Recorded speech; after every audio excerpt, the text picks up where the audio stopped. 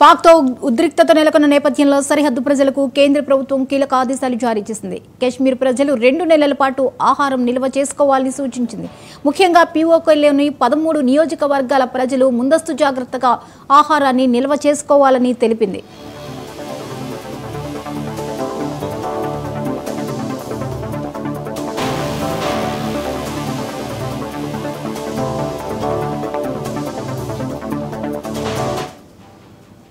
పాక్తో ఉద్రిక్తత నెలకొన్న నేపథ్యంలో సరిహద్దు ప్రజలకు కేంద్ర ప్రభుత్వం కీలక ఆదేశాలు జారీ చేసింది.